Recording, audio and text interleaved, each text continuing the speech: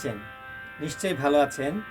তাল ছন্দে আনন্দে টুগি তবলা বাজানো শিক্ষার আসরের ৩১তম পর্বে আপনাদের সকলকে জানাই স্বাগতম এবং তার সাথে সাথে সকলকে আন্তরিক প্রীতি, শুভেচ্ছা ও ভালোবাসা জানিয়ে শুরু করছি আজকের এই পর্ব। আজকে আমরা নতুন আরেকটি বর্ণ শিখব এবং নতুন আরেকটি বোল শিখব। তো নতুন বর্ণটি আজকে আমরা যেটা শিখব সেই বর্ণটি হলো তু। হ্যাঁ, আর তু বর্ণ বাজাতে হয় কিভাবে সেটাই আমরা আজকে শিখব।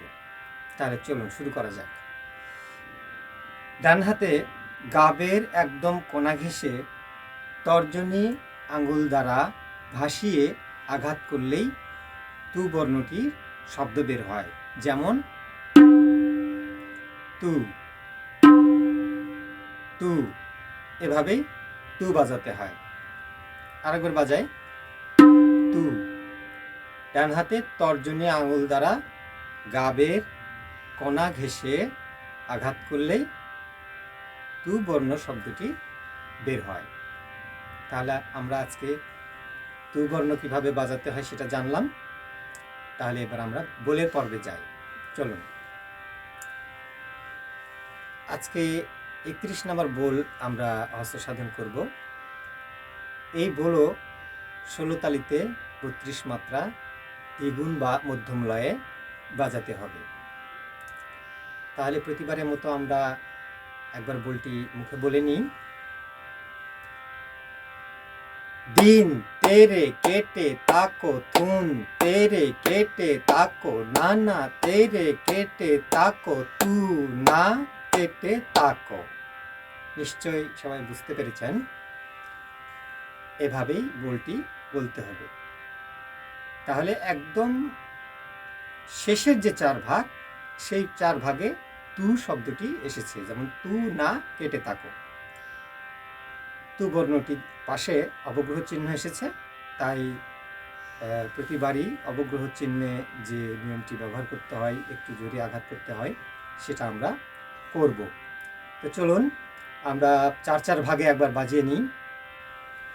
দিন তেরে কেটে তাকো, থুন তেরে কেটে তাকো, নানা তেরে কেটে তাকো, তু না কেটে তাকো। এভাবে বাজাতে হবে। নিশ্চয়ই সবাই বুঝতে পেরেছেন। তাহলে চলুন এবার আমরা ১৬ তালিতে একসঙ্গে ৩২ মাত্রা বোলবানি বাজাই।